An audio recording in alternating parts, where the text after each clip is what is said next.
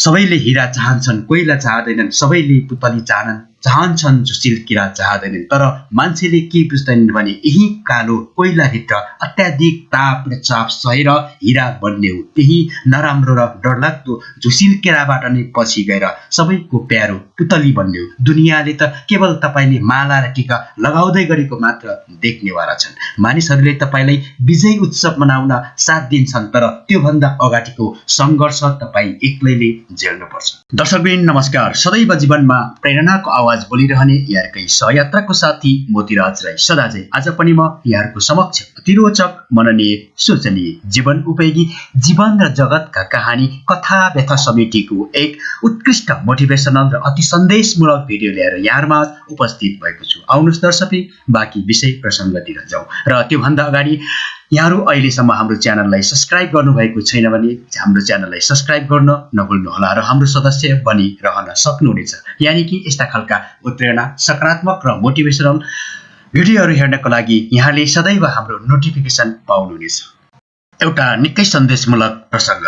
एक साँझ एक व्यक्तिको घरमा एक सुन्दर स्त्री बास माग्न आइपुग्छिन्। घर मालिकले तिमी को हौ भनेर प्रश्न सोध्छन्। उनी भन्छन्, सफलता हुँ, म सफलता हुँ। सफलता यति सुन्दर थिइन् कि उनका आँखा, कपाल, हात, पाखुरा, मुहार सबैमा मोहनी रङ्ग पोतिएको थियो। यति सुन्दर स्त्रीले बास माग्दा पनि कसले इन्कार गर्न सक्थ्यो र? घर मालिकले तुरुन्तै खुसीका साथ उनका लागि ढोका खोलिदियो। एकैछिनमा अर्को पनि एक स्त्री ढोका ढकढक्याउन आइपुग्छिन्। घर मालिकले ढोका उघार्यो। त्यो पटक भने उसको अगाडि निकै थकी, झाम्रे, थोत्रा लुगा लगाएकी, मुहारमा रगत पसिना लतपतिकी स्त्री उभिरहेकी थिइन्। उनले सोध्यो, तिमी को हौ?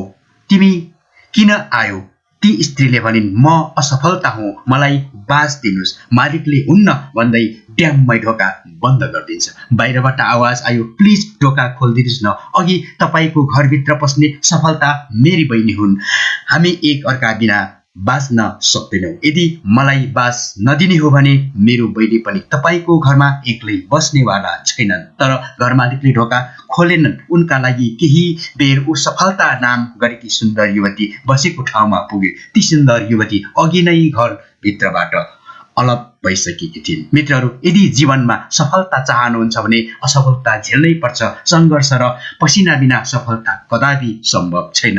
दिनरात हाँसो खुसी, जन्म मृत्यु, सफलता असफलता यी एक अर्काका परिपूरक हुन्। भनिन्छ नि, सफलताको लागि असफलता हुन्छ। यो कथामा पनि अगाडि सफलता आइन्। उनलाई सबैले स्वागत गरे, तर उनको पछाडि लुकेकी असफलतालाई कसैले पनि स्वीकार र स्वागत गर्न चाहेनन्। जसले असफलता झेल्ने आँट गर्दैन उनीहरू सफलताका हकदार कदापि बन्न सक्दैनन्। सफलता चाहनेले असफलता भोग्नै पर्छ। सबैले हीरा चाहन्छन् कोइला चाहदैनन्, सबैले पुतली चाहन्छन् झुसिल किरा चाहदैनन्। तर मान्छेले के बुझ्दैनन् भने यही कालो कोइलाभित्र अत्याधिक ताप र चाप सहेर हीरा बन्ने हो। त्यही नराम्रो र डरलाग्दो झुसिल केराबाट नै पछि गएर सबैको प्यारो पुतली बन्ने हो। दुनियाँले त केवल तपाईले माला र टीका लगाउँदै गरेको मात्र देख्नेवाला छन्। मानिसहरूले तपाईलाई विजय उत्सव मनाउन साथ दिन्छन्, तर त्योभन्दा अगाडिको सङ्घर्ष तपाई एक्लैले झेल्नुपर्छ।